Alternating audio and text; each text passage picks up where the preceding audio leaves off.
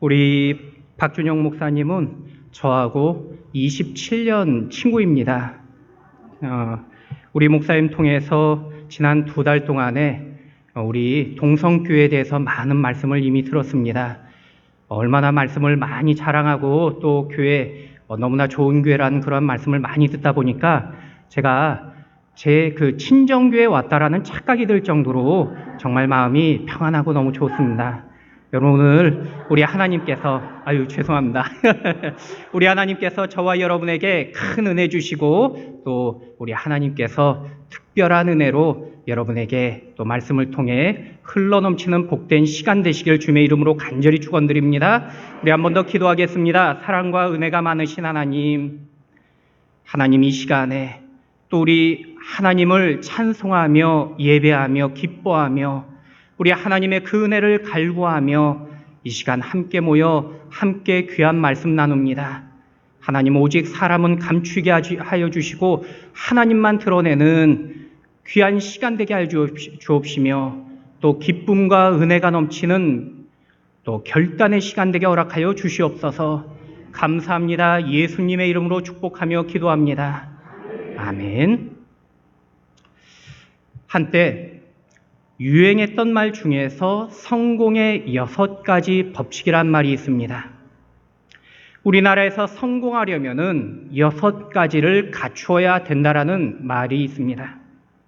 한번 들어보시기 바랍니다. 그 6가지란 다름 아니라 꿈과 꾀, 꼴, 끈, 끼, 그리고 마지막 6번째가 깡이라는 것입니다. 꿈이라고 말한다면은 큰 이상이나 비전을 의미합니다. 꿈이 있어야 분명한 목표를 가질 수 있고 그 목표를 가질 때에 또 반드시 성공의 조건으로 사람들은 꿈을 말하기 때문입니다. 꾀라고 한다면은 그 사람의 지혜를 말합니다. 즉 꾀란 그 사람의 순발력을 의미합니다. 또 꼴이라고 한다면은 외적인 미모나 폼으로서 사람의 가시적인 모습을 의미합니다.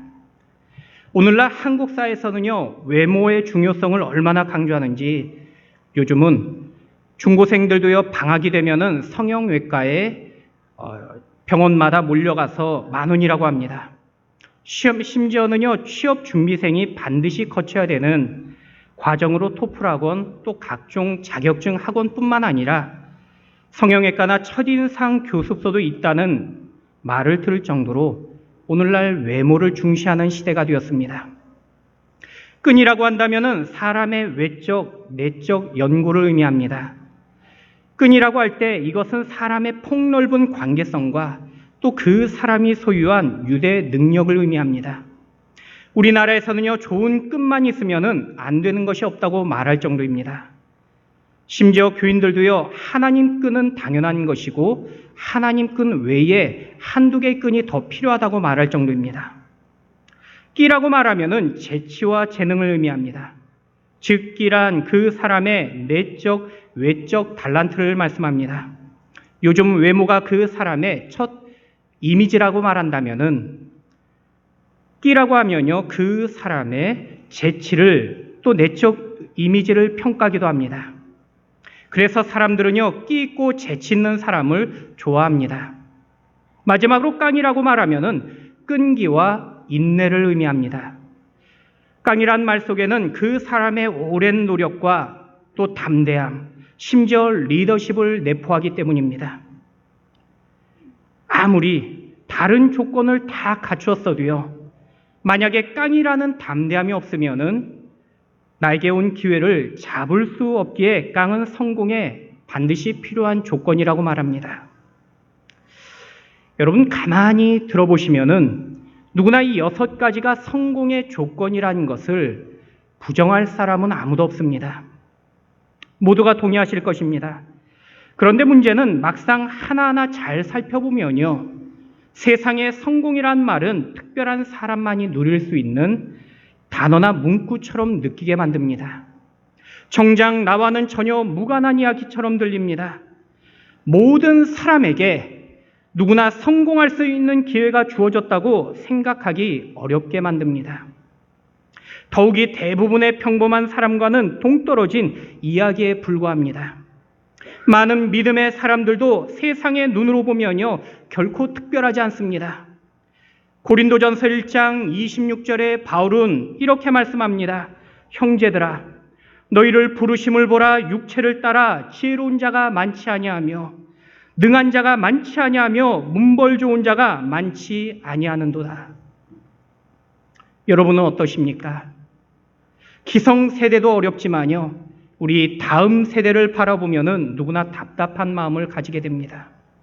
3포 세대, 4포 세대, 이제는 더 이상 포기할 것도 남지 않은 세대라고 말합니다. 태어나면서부터 이미 금수저, 은수저, 흙수저를 가지고 태어났다고 말합니다. 아무런 소망이 없고 꿈이 없는 시대라고 말합니다. 얼마나 꿈이 없는 시대인지 저희가 예전에 초등학교 아이들의 장래 희망을 물으면요, 아이들이 여자아이들은 커서 선생님이 되겠다고 말하고 남자아이들은 커서 대통령이 되겠다고 말했습니다. 또는 과학자나 판사가 되겠다고 말합니다. 그런데 요즘 아이들에게 물어보시면은 아이들이 뭐 되겠다고 얘기하냐면요, 그 유튜버나 건물주가 되겠다고 말합니다. 심지어 창조주 위에 건물주라고 애들이 말합니다.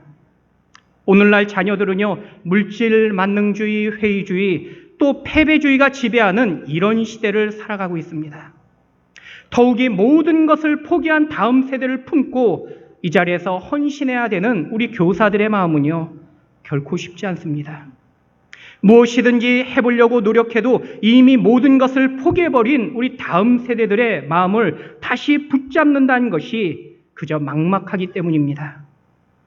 그러나 저는 우리 청년들에게 이렇게 말합니다. 스스로 흙수저 또는 은수저라고 한숨 짓지만은 우리 여기 계신 부모 세대는요, 그 수저조차도 없었던 그런 시대에 살았고 그 어려운 시대를 지금처럼 읽었다고 말합니다.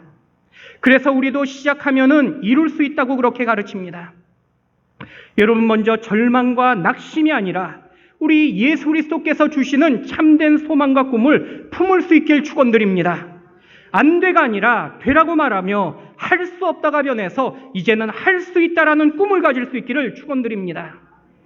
여러분, 내가 먼저 포기하면요, 기회도 잃어버립니다. 우리 다음 세대에게 더 이상 소망이 없게 됩니다. 그래서 우리는 먼저 주 안에서 꿈을 품고 소망을 가져야 됩니다. 물론 우리가 꿈을 꾸기도 너무나 평범할 수 있습니다. 여러분, 꿈꾸는 것은요, 결코 돈이 들어가지 않습니다. 어떤 꿈이든 꿈은 꿀 수 있기 때문입니다. 아무리 우리가 평범함, 아니 그 이하일지라도 우리는 꿈꿀 수 있다는 것입니다. 특별히 그 인생이 하나님을 만났을 때 특별한 꿈을 꾸며 또한 특별한 인생이 됨을 기억하시길 축원드립니다. 저는 먼저 여기 계시는 우리 모든 교사들, 더불어 우리 예배드리는 모든 예배자들이 하나님의 소망과 꿈을 꾸시는 거룩한 특별한 인생들 되시기를 다시 한번 주님의 이름으로 간절히 축원드립니다. 오늘 본문은요, 하나님의 법궤인 증거궤의 제작 과정입니다. 본문은 크기와 모양 등을 말씀하십니다. 특별히 사용될 주 목재를 말씀하십니다. 바로 10절에 조각목이라는 목재입니다. 저는 도시에서만 태어나 자랐습니다. 그래서 산에 가면요, 소나무 외에는 어떤 나무의 이름도 모릅니다. 그래서 산에 오르면은 다양한 나무들을 볼 수 있지만은 나무들의 이름을 거의 맞추지 못합니다. 그런데 저 같은 사람도요, 이스라엘 광야에서는 누구나 쉽게 보이는 나무의 이름을 맞힐 수 있습니다. 왜냐하면 보이는 나무마다 대부분 시띠임 나무이기 때문입니다. 광야에서 가장 흔하고 가장 평범한 나무가 바로 시띠임 나무입니다. 그리고 그 시띠임 나무를 오늘 성경에서는 조각목이라고 말씀합니다. 그래서 10절에 조각목이란 이 광야의 시띠임 나무의 또 다른 이름임을 말씀하고 있는 것입니다. 하나님은요, 화려한 레바논의 백향목을 법궤의 재료로 사용하지 않았습니다. 가장 평범한 광야의 시띠임 나무인 조각목을 사용하십니다. 여러분, 이 시간까지 저와 여러분이 평범한 인생으로 살아왔을지라도 앞으로의 여러분의 인생 가운데 하나님 앞에 더욱 특별한 인생이 되기를 주님의 이름으로 간절히 축원드립니다. 죄송합니다. 여러분, 우리는요, 우리의 태생과 환경이 아무리 볼품없을지라도요, 하나님 때문에 특별한 인생들이 될 수 있습니다. 마치 광야에 널렸던 그 조각목이 하나님 말씀으로 인해 특별해진 것처럼 저와 여러분의 인생이 하나님 말씀으로 특별해질 수 있습니다. 또 여러분이 지도하며 섬기는 다음 세대가 지금 당장은 꿈이 없으며 소망이 없을지라도 하나님 때문에 특별해질 수 있습니다. 그렇다면은 평범한 인생에서 특별한 인생으로 부름받는 그 비결은요, 어떤 비결이 있겠습니까? 또 어떤 인생이 되어야 됩니까? 첫 번째는요, 하나님의 시간에 사용받는 인생이 되어야 됩니다. 하나님은 시내 산에서 이스라엘과 언약을 세우십니다. 지금 광야에서 가장 흔한 시띠나무로 하나님의 법궤를 만들라고 명령하십니다. 하지만 아무나 사용한 것이 아닙니다. 하나님께 쓰임받는 나무는 오직 마른 광야에서도 여전히 말라 죽지 않은 살아남은 생명력 있는 시띠나무입니다. 시띠나무는요, 보통 크기가 10여 미터까지 크다고 합니다. 그런데 이런 시띠나무가 광야의 태양에서도 살아남는 비결은요, 바로 뿌리를 깊고 넓게 박았기 때문입니다. 시띠나무 뿌리는 자신의 키의 10배 이상인 100m에서 무려 200m까지 그 뿌리가 자라며 뻗친다고 합니다. 즉 시띠나무는요, 그 뿌리를 넓고 깊게 함으로 광야의 뜨거운 태양과 그리고 적막한 모래 속에서도 살아남은 것입니다. 그리고 이제는 하나님 앞에 쓰임받게 됩니다. 하나님은 이런 조각목을 가지고 출애굽기 25장에 보시면 언약궤와 궤를 매는 채를 만들게 하십니다. 또 진설병상과 상을 매는 채를 만들게 하십니다. 또 출애굽기 26장에서 성막의 골조로 사용하게 하십니다. 출애굽기 27장에서는 번제단과 단을 매는 채를 만들게 하십니다. 또 출애굽기 30장에는요, 분향단과 단을 매는 채를 바로 이 시띠나무로 만들게 하십니다. 이처럼 하나님은 모든 성물에 이 평범한 조각목을 통해 만들게 하셨습니다. 여러분, 평범한 이 시띠나무에게 이것이 얼마나 큰 은혜이며 그리고 영광이겠습니까? 그런데 그 사용된 조각목은요, 결코 광야에서 말라 죽은 것 또는 썩은 것이 아닙니다. 여전히 광야에서도 생명을 가지며 살아있는 나무입니다. 하나님께 쓰임받을 때와 그 시간을 여전히 광야에서 생명을 유지하며 하나님의 때를 기다리며 인내했던 나무가 바로 쓰임받은 것입니다. 여러분, 우리도요, 우리 시간에 맞춰 살아가는 인생들이 아닙니다. 오직 하나님의 시간을 기대하며 살아가야 됩니다. 때로는 지금 이 시간이 광야같이 거칠고 메마를 수도 있습니다. 하지만 하나님의 은혜의 시간을 기대하며 그 특별한 부르심을 우리는 기대하며 기다려야 됩니다. 그래서 그 시간과 하나님의 때까지도 하나님이 주관하심을 믿음으로 신뢰할 수 있어야 됩니다. 그것이 바로 하나님을 향한 믿음이며 그리고 하나님이 원하시는 진정한 신앙이기 때문입니다. 하나님은 지금도 가장 선한 길로 여전히 나를 인도하고 계시며 그리고 나를 믿음으로 이끌고 계시다라는 그러한 믿음의 선포를 우리에게 원하고 계십니다. 때로는 지금 우리에게 펼쳐진 상황이 내 생각과 다를 수 있습니다. 하지만 하나님께 쓰임받는 인생은요, 하나님의 때와 시간이 있음을 믿고 순종하며 살아가는 인생인 것입니다. 그것이 바로 하나님 시간의 가장 중요한 관점인 것입니다.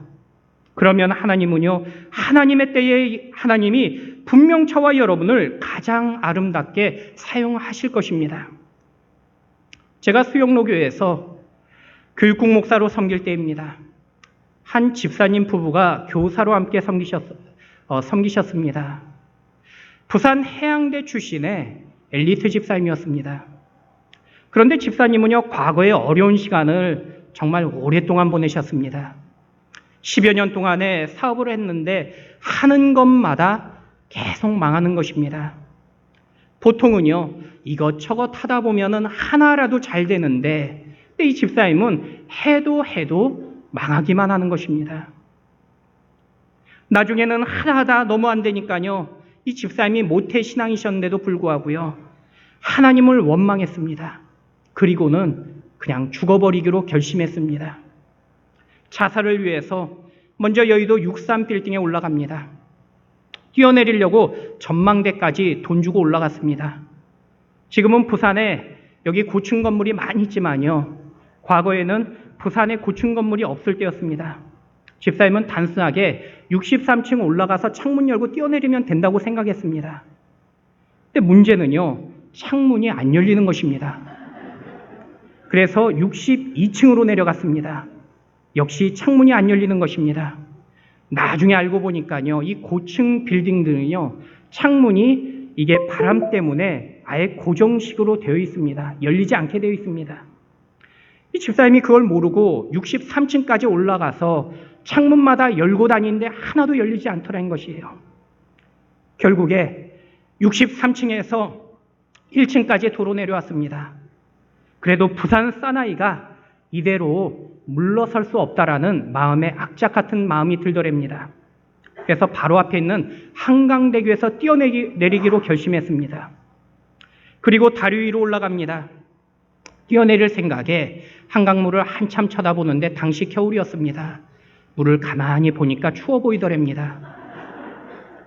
순간 집사님 생각에 그래도 자신이 수영을 꽤 하면 하는데 잘하는데 내가 저기 뛰어내리면은 나도 모르게 수영해서 나올 것 같다라는 그런 생각이 들더랍니다. 지금 그렇지 않아도 63층까지 올라갔다 내려와서 너무나 힘들었는데 만약에 뛰어들었는데 안 죽고 수영해서 나와버리면은 진짜 허무할 거라는 마음이 들더랍니다.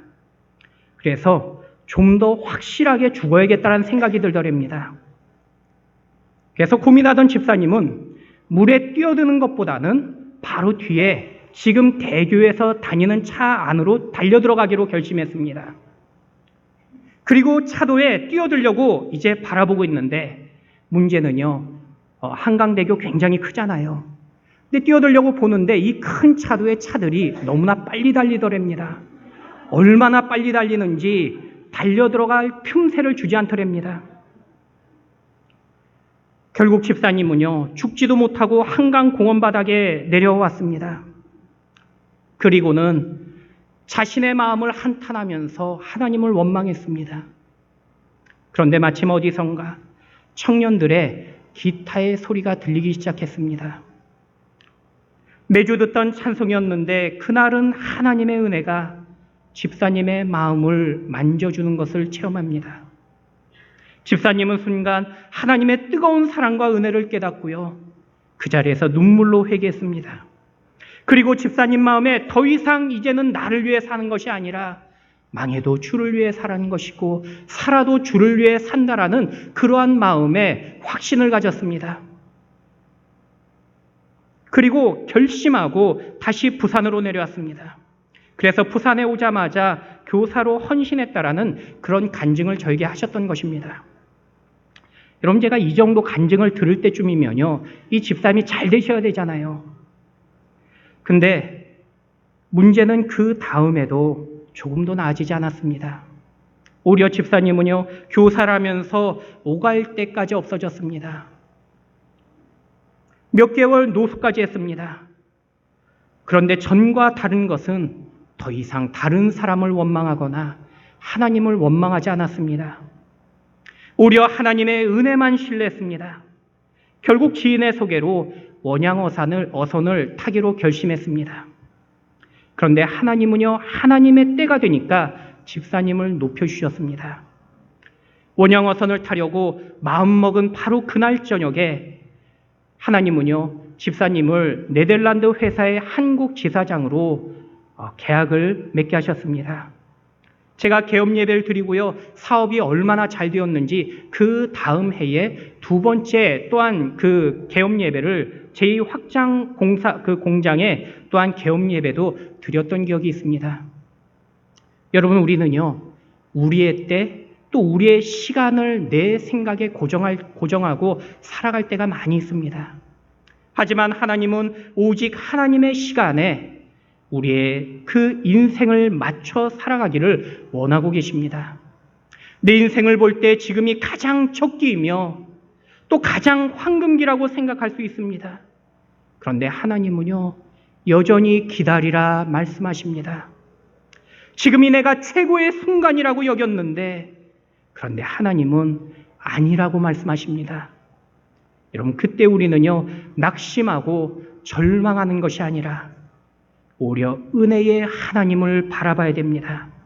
하나님의 때가 있음을 우리는 기대해야 됩니다. 그래서 우리는 늘 하나님의 그 때를 깨닫고 분별하기 위하여 기도해야 됩니다. 어떤 상황과 환경일지라도요, 오직 소망 가운데 우리는 믿음을 가지고 기대하며 인내해야 됩니다. 마치 하나님의 시간에 특별한 부르심을 받았던 많은 믿음의 영웅처럼 우리는 기다리며 인내해야 됩니다. 여러분, 혹시 여러분의 삶이 지금 광야와 같은 그러한 메마른 시간이며 여전히 평범한 시띠나무에 불과한 인생처럼 느낄지라도 여러분, 인내할 수 있기를 축원드립니다. 내 자녀가 더 이상 소망이 없어 보이며, 아니 우리 교회의 다음 세대가 더 이상 소망이 없어 보일지라도 내가 결정하고 내가 포기하는 것이 아닙니다. 언젠가 하나님의 특별한 부르심이 있음을 기억하시며 또한 그 순간이 하나님 나라를 위하여 귀중하게 쓰임받는 그때가 될 줄 믿으시기 바랍니다. 여러분, 오직 그때를 소망하시며 오늘도 주어진 삶 속에서 오직 기쁨과 소망 가운데 기다림과 인내로 승리하시는 우리 귀한 예배자들 되시기를 우리 주님의 이름으로 간절히 축원드립니다. 두 번째는요, 특별한 인생으로 부름받는 인생은 또한 하나님의 방법으로 사용받는 인생입니다. 앞서 본문을 읽지 않았지만요, 출애굽기 25장의 시작은요, 하나님께서 모세에게 증거된 법궤의 제작에 대해서 친히 말씀하시는 내용입니다. 특별히 본문을 잘 살펴보시면요, 법궤의 재료와 또 제작 방법을 하나님이 친히 말씀하십니다. 또 구체적으로 말씀하십니다. 그런데 전공자가 볼 때는요, 이거 좀 아닌데 라는 생각을 들게 만들 수도 있습니다. 전혀 다른 견해를 가질 수도 있습니다. 좀 더 예술적 견해를 가진 사람들은요, 하나님의 말씀하신 그 법궤나 법궤의 조각들을 보면서 좀 더 다른 조각이나 형상이 효과적이라고 말할 수도 있습니다. 예술적이면 더 어울릴 수 있다고 주장할 수 있습니다. 또 법궤의 크기나 모양과 재질에 대해서도요, 더 좋은 방법들을 제안할 수도 있습니다. 아니, 실용적인 측면에서 굳이 광야의 그 무더위 속에서 들고 다닌 것보다는 애굽의 마차 기술을 이용해서 바퀴를 달고 그리고 끄는 것이 더 좋다고 하고 그렇게 말할 수도 있습니다. 하지만 반드시 기억해야 될 것은요, 하나님은 하나님의 것을 하나님께서 직접 디자인하셨다는 것입니다. 아무리 사람의 생각과 지금 그 방법이 좋아 보일지라도요, 그것이 결코 중요하지 않습니다. 왜냐하면은 하나님의 뜻이기 때문입니다. 여러분, 성물 하나도요, 하나님이 직접 구체적으로 만드시고 제정하셨습니다. 하물며 하나님의 자녀들을 향해서 하나님이 특별한 계획을 가지셨다고 말씀하고 계십니다. 하나님은 저와 여러분을 향하여 특별하다 말씀하십니다. 하나님이 저와 여러분의 인생을 직접 만드셨기 때문입니다. 그래서 바울은 에베소서 2장 10절에 이렇게 선포합니다. 우리는 그가 만드신 바라 그리스도 예수 안에서 선한 일을 위하여 지으심을 받은 자니 이 일은 하나님이 전에 예비하사 우리로 그 가운데서 행하게 하려 하심이니라. 여러분, 우리를 만드신 그 하나님이 우리의 인생의 삶을 직접 디자인하십니다. 그런데 문제가 있습니다. 바로 내 생각과 하나님의 뜻이 일치하지 않고 다를 때입니다. 그러나 하나님의 뜻이 반드시 옳은 것은요, 우리보다 하나님이 더 위대하기 때문입니다. 이사야서 55장 8절과 9절에 말씀합니다. 이는 내 생각이 너희의 생각과 다르며 내 길은 너희의 길과 다름이니라. 여호와의 말씀이니라. 이는 하늘이 땅보다 높음 같이 내 길은 너희의 길보다 높으며 내 생각은 너희의 생각보다 높음이니라. 세상 사람들은 자신이 스스로 인생의 주인이 된다고 생각합니다. 내 인생은 내 것이며 내가 직접 만들고 개척한다고 생각합니다. 이것이 바로 세상 사람들의 견해입니다. 그런데 문제는요, 믿음의 사람들조차도 종종 그렇게 생각할 때가 있습니다. 그리고 내 생각과 인생의 결과가 달라 보이면은 우리는 그것을 순간 실패라고 여깁니다. 그리고 낙심합니다. 하지만 하나님의 뜻과 전혀 다른 인간의 생각은요, 잠시 성공하며 형통해 보일지라도 결국 실패에 불과한 것입니다. 여러분, 하나님의 방법이 있다는 의미는요, 하나님이 이 상황까지도 주관하신다는 확신과 믿음인 것입니다. 하나님이 친히 내 삶을 인도하고 계신다는 믿음의 고백이 바로 전제가 되는 것입니다. 여러분, 그래서 성도는요, 하나님의 그 신뢰하는 믿음의 아멘을 우리는 늘 잘해야 되는 것입니다. 제가 섬기는 교회는요, 부산 서동에 있는 교회입니다. 저는 수영로교회 사역을 하면서 처음 부산에 왔습니다. 원래 전에는 서울에 살다가 그리고 미국에 살다가 부산으로 왔습니다. 그래서 부산에 당시 6년을 살았지만은 서동이 어디 있는지조차 몰랐습니다. 지금 제가 섬기는 교회는요, 가난한 동네입니다. 또 작은 교회입니다. 그렇지만은 예배가 굉장히 뜨거운 교회입니다.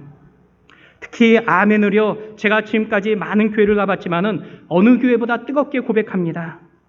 여러분, 아멘이란 의미는요, 하나님의 말씀을 내가 신뢰하며 내가 그대로 믿는다는 뜻입니다. 강단에서 선포되어지는 그 하나님 말씀하심이 나에게 신실하게 이루어짐을 고백하는 것이 바로 아멘입니다. 여러분, 이 시간에 하나님 말씀을 오직 아멘으로 믿고 신뢰하는 여러분 되시길 축원드립니다. 어느 권사님 아들이 믿지 않는 자매와 결혼합니다. 속상했습니다. 하지만 권사님은 하나님께서 며느리를 주님 앞으로 인도하라는 그 전도의 사명이라고 여겼습니다. 열심히 며느리와 함께 교회에 출석했습니다. 그런데 이 며느리에게 몇 해가 지나도 아기의 소식이 없는 것입니다. 그래서 권사님은요, 아직 믿음은 없지만은 며느리에게 우리 한번 담임 목사님에게 안수기도 같이 받으러 가자라고 제안을 합니다. 그리고 함께 기도를 받았습니다. 그런데 믿음 없는 며느리가요, 시어머니 권유에 억지로 기도받고 있으니까 얼마나 썰렁했겠어요. 아무리 목사님이 침을 튀겨가면서 기도해도요, 정작 며느리 반응은요, 시큰둥했습니다. 옆에서 너무나 민망한 이 권사님이 듣다 못해 목사님 기도할 때에 며느리 대신 열심히 아멘으로 응답합니다. 놀라운 것은 하나님이 이 가정에 기적을 베풀어 주십니다. 몇 주 후에 믿음대로 권사님이 임신하셨기 때문입니다. 여러분, 믿음대로 됩니다. 여러분, 성도는요, 반드시 하나님의 방법을 신뢰해야 됩니다. 그런데 문제는요, 우리는 좋을 때만 하나님을 신뢰할 때가 많습니다. 그러나 하나님은 우리가 가장 힘든 상황에서도 하나님만 신뢰하길 원하십니다. 저는 3대째 모태신앙입니다. 초등학교 4학년 때 서울의 오살리 금식기도원에 갔다가 목사로 소명받았습니다. 늘 교회, 가정, 그리고 학교 순서로 살았습니다. 대학 입학을 앞두고 담임 선생님이 저보고 교사가 되면 어떻겠냐라고 제안을 하십니다. 그리고 총신대학교를 가지 말고 교대나 사대로 대학을 가라는 것입니다. 만약에 대학을 졸업하고 그때도 목사가 되겠다는 마음이 있으면은 그때 신학대학원을 가라는 것입니다. 그런데 어린 마음에도요, 얼마나 교회 사역이 빨리 하고 싶었는지 저는 주저없이 총신대학교에 진학했습니다. 그리고 대학에 입학하자마자 1학년 때부터 바로 미자립교회에서 교육전사로 섬겼습니다. 지금까지 수많은 크고 작은 교회에서 부교육자로 교육부서를 섬겼습니다. 공부도 미국으로 유학 가세요 대학원에서 기독교 교육학을 공부했습니다. 나름대로 교육 전문가로 학부모들의 많은 자녀 상담을 받았습니다. 고민에 대해 조언을 해드렸습니다. 그런데 지금도요, 이와 같은 저의 교육 방법이 전혀 통하지 않는 두 사람이 있습니다. 바로 저의 두 딸입니다. 제가 저의 딸들에게 교육학에서 공부했던 여러 가지 이론들을 제안해 줍니다. 이렇게 살아야지 성공한다고 제가 말하면요, 저의 두 딸이 감격의 눈물을 흘리면서 제 손을 딸 하나가 각각 꼭 잡고는 아빠, 앞으로 아빠 말씀대로 그렇게 살게요라고 단 한 번도 한 적이 없습니다. 제가 얘기하면요, 우리 두 딸은 간단하게 말합니다. 또 잔소리. 제가 그런 소리를 들을 때마다 마음이 얼마나 상한지 모릅니다. 그런데 요즘은요, 다 포기하고요, 아이들에게 아예 제가 말하는 어떤 방법을 제시하지 않습니다. 대신에 새벽마다 하나님 앞에 하나님 여기로 인도하셨사오니 제 딸들을 책임져 달라고 기도합니다. 그런데 놀라운 것은요, 주변 분들이 저의 딸들이 많이 적응하고 그리고 잘 지낸다는 이야기를 말씀드려 주십니다. 물론 저의 딸들이 문제아는 아닙니다. 저희 딸들이 미국에서 6년 살고 해운대에서 6년 살다 보니까 저희 서동이란 지역에 잘 적응하지 못해 힘들어했습니다. 그런데 지금은요, 누가 봐도 잘 적응합니다. 여러분, 아무리 뛰어난 학문, 또 경험과 또 경륜과 지식과 계획을 가지고 우리가 말을 할지라도요, 하나님의 계획 뜻과 다르면은 그것은 이미 실패한 것에 불과한 것입니다. 마찬가지입니다. 우리의 다음 세대에게 만약 나의 방법을 말하고 있고 나의 교육 철학을 말하고 있다면은 그것은 이미 실패한 출발에 불과한 것입니다. 내 자녀에게 하나님의 방법이 이루어지도록 우리는 먼저 기도해야 됩니다. 그리고 하나님의 방법인 하나님의 말씀을 소개해야 됩니다. 여러분, 그것이 바로 교육 또한 교육의 성공 비결이란 것입니다. 밀라노 교회에 강단 밑에서 한 여인이 눈물로 기도합니다. 이를 본 암브로스 목사님이 여인에게 다가가서 어찌하여 이렇게 울며 기도하는지를 묻습니다. 그러자 여인은 자신의 아들이 이단에 빠졌으며 또 세상의 쾌락에 빠져서 이렇게 울며 기도하고 있다고 이야기합니다. 그때 암브로스는요, 여인에게 이런 유명한 명언을 말합니다. 기도하는 자의 자녀는 결코 망하지 않습니다. 그때 눈물로 기도했던 여인이 바로 모니카였습니다. 그리고 모니카의 그 아들이 어머니의 기도처럼 곧 하나님께 돌아와 기독교 역사의 가장 큰 인물이 됩니다. 바로 성 어거스틴입니다. 여러분, 자녀는요, 여러분의 기도로 자라감을 기억하시길 바랍니다. 여러분, 하나님은 지금도 여러분의 인생을 세세하게 디자인하고 계십니다. 하나님께서 여러분을 위하여 친히 가장 선한 길로 인도하고 계심을 믿으시기 바랍니다. 지금 다음 세대와 자녀들의 모습이 내 방법, 내 생각, 내 뜻과 다를 수 있습니다. 그래서 우리가 순간 낙심할 수도 있습니다.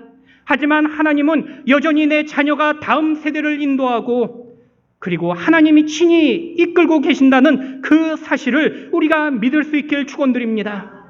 내가 하나님의 방법을 신뢰한다면은 이제는 내가 걱정할 필요가 없습니다.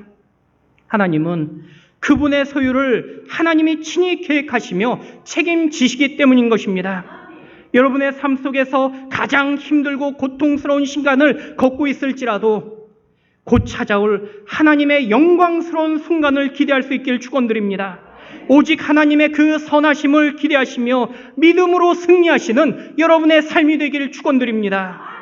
마지막 세 번째는요, 특별한 인생으로 부름받는 인생은 바로 하나님의 은혜로 덧입는 인생입니다. 여러분, 세상의 모든 것은요, 가만 보면 분명 장점이 있습니다. 그런데 그 장점을 다른 관점에서 볼 때에 단점이 되기도 합니다. 조각목의 장점은요, 마른 광야에 자랐기 때문에 단단하다는 것입니다. 하지만 반대로 단단하다는 이 장점은요, 또한 뒤틀려버리거나 휘어져버리는 단점이 되기도 합니다. 하나님은 단점을 그대로 사용하심이 아니라 하나님의 은혜로 모든 단점을 보완해 주십니다. 우리 오늘 본문 11절 말씀 우리 다시 한 번 읽도록 하겠습니다. 11절입니다. 출애굽기 25장 11절 같이 읽겠습니다. 시작. 너는 순금으로 그것을 싸되 안팎을 싸고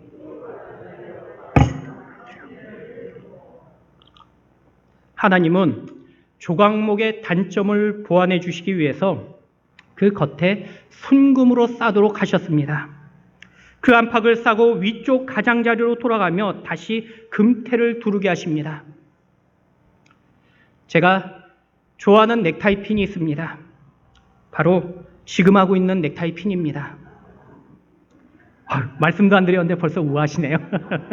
그냥 평범해 보이지만요, 단순한 금색이 아니라 진짜 금입니다. 진짜 금으로 넥타이를 가공한 금 넥타이 핀입니다. 저의 작은 딸이 초등학생일 때 제 넥타이 핀을 보면요, 늘 저보고 달라는 것입니다. 제가 아니 아빠 넥타이 핀 뭐 하려고 물으면요, 금이니까 머리에 꽂고 다니겠답니다. 여러분, 어린아이들도요, 금으로 만들었다고 하면 좋아합니다. 그런데 만약 저의 넥타이 핀이 그저 구리나 플라스틱으로만 만들어졌다면 가치가 없을 것입니다.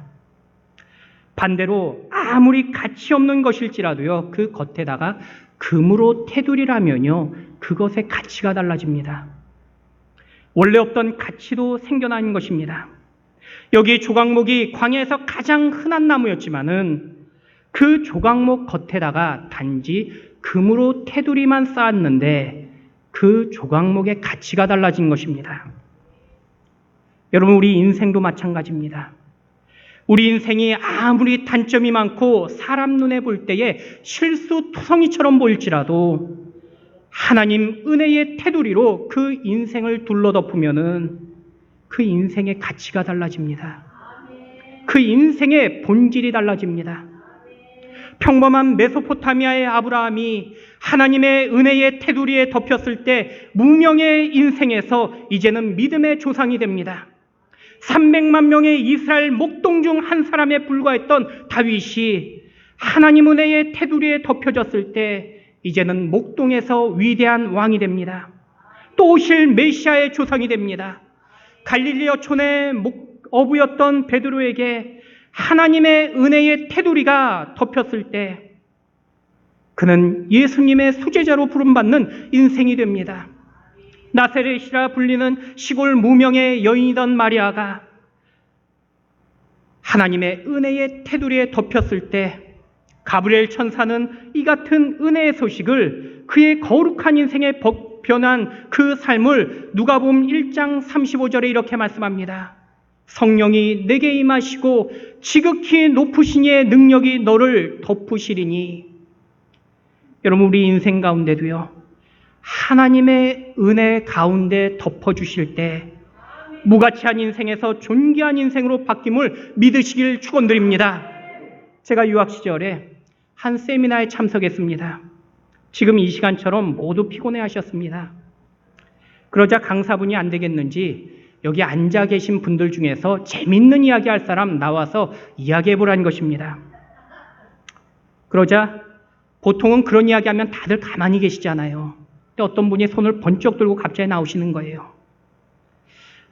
그리고 그분이 웃긴다고 하는 말이 거지와 목사의 6가지 공통점이랍니다. 제가 그 자리에서 제목만 들어도 마음에 좀 불안했습니다. 그런데 불길한 마음이 정말 맞아떨어졌습니다. 제가 그 이야기 들으면서 정말 제가 거지하고 너무나 똑같다는 생각이 들었기 때문입니다.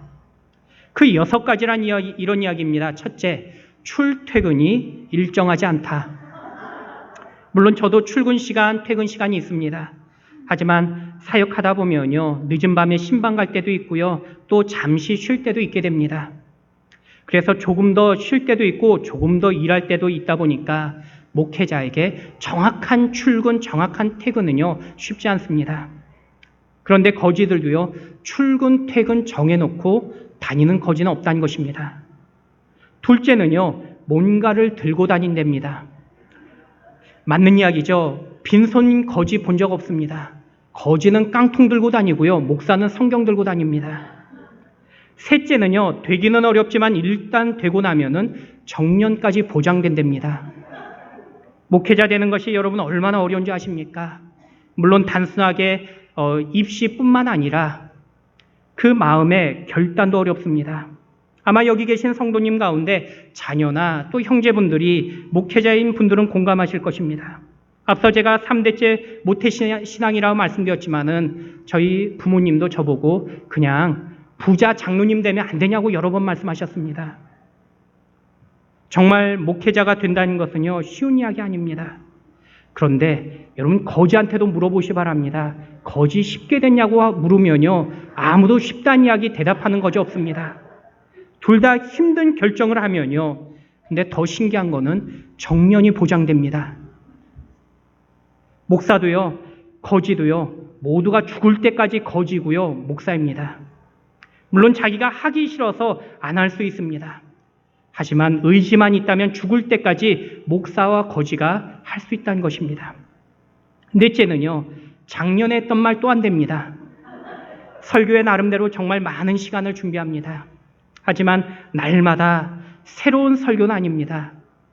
다 비슷비슷하고요, 다 그저 그렇게 됩니다. 그래서 그런지 신기한 것은 목회자의 설교를 여러 번 듣다 보면요, 제목만 다르지 내용이 비슷할 때가 많이 있습니다. 그런데 거지도요, 작년에 했던 말 또 합니다. 다섯째는요, 식당에 가면은 돈을 잘 내려 하지 않는다고 합니다. 거지가 여러분 식당 가서 먼저 돈 내겠다는 거지 본 적 없으실 것입니다. 거지니까 돈 안 냅니다. 그런데 목사도요, 성도님들과 같이 식당에 가면은 이유야 어떻든 간에 먼저 식사를 그 비용을 내지 않게 됩니다. 마지막으로는요, 오라는 곳은 없는데 갈 곳은 많답니다. 거지에게 굳이 오라고 누가 말하지 않아도요, 그래도 거지가 갈 곳 없다는 거지 없습니다. 알아서 혼자 잘 돌아다닙니다. 목사인 저도요, 오라는 곳 없어도 아침에 전화해서 권사님 신방 갈까요 하면 빨리 오시라고 합니다. 오라는 곳 없어도요, 갈 곳은 많이 있습니다. 목사가 저 혼자였던 그날 제가 가만히 듣다 보니까 정말 거지된 느낌이었습니다. 순간 잠이 확 깨버리고요, 제 얼굴이 화끈거렸습니다. 그런데 그날 밤에 침대에 누워 가만히 생각해 보니까요, 제가 거지되지 않고 목사된 것이 하나님의 은혜라는 깨달음이 왔습니다. 저는 어릴 때에 가난하게 자랐습니다. 어렸을 때 정말 가난했는데, 가난한 주제예요. 제 입이 고급이라서 풀보다는 늘 고기를 좋아했습니다. 그런데 가난해서 고기 먹을 기회가 별로 없었습니다. 그래서 어릴 때 제 꿈이 정육점 딸하고 결혼한 것이 저의 꿈이었습니다. 그만큼 가난했습니다. 자라면서 목사가 되었고요, 은혜 가운데 미국에 유학생활도 하게 되었습니다. 하지만 많은 말할 수 없는 고생의 시간들을 보냈습니다. 그런데 하나님은요, 저를 가난과 실패 속에서 거지로 버려두지 않으셨습니다. 오히려 하나님의 은혜의 테두리로 단점 많고 연약한 저를 덮어주셨습니다. 심지어 지금은요, 오늘 이렇게 좋은 교회에서 함께 잠시 말씀을 나눌 수 있는 은혜도 베풀어 주셨습니다. 여러분, 이것이 바로 제가 경험한 하나님의 은혜입니다. 여러분, 지금의 모습이나 지난날의 모습이 중요하지 않습니다. 우리 자녀들이 지금 공부 못해도 상관없습니다. 지금 큰 문제를 일으키는 것 같아도 사실 문제되지 않습니다. 단지 하나님의 은혜의 손에 여전히 둘러싸임을 받고 있느냐가 문제일 뿐입니다. 하나님의 은혜의 손에 둘러싸임 받았다면은 지금 그 인생은요, 이미 특별한 인생으로 부름의 자리에 나갔습니다. 여러분, 하나님의 특별한 자리로 날마다 부름받는 특별한 인생들이 모두 되시기를 우리 주님의 이름으로 간절히 축원드립니다. 이제 말씀을 맺겠습니다. 여러분 가운데 혹시 지금 광야 같은 힘들고 고된 삶을 살아가는 분은 없으십니까? 아니, 앞이 보이지 않는 길 위에 홀로 서서 힘들어하며 낙심하고 계시는 분은 없으십니까? 아니, 저 아이는 더 이상 기대할 가치도 없다고 포기하는 그러한 아이들은 주변에 없으십니까? 오직 하나님의 때에 하나님의 방법으로 하나님 은혜의 손에 강하게 붙들릴 수 있길 축원드립니다.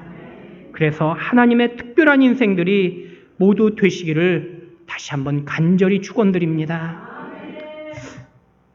제가 헌신 예배 가서 잘 그렇게는 안 하는데 우리 여러분들 우리 목사님 뭐 그렇게 해도 된다고 하니까 우리 통성으로 한번 기도하셔도 괜찮으시겠습니까?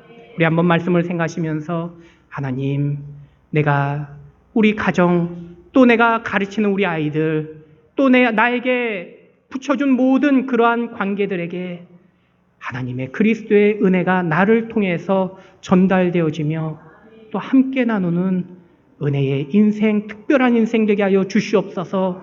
은혜의 손에 붙잡히게 하여 주시옵소서. 우리 주님의 이름을 한번 간절히 부르짖고 기도하며 나가도록 합니다.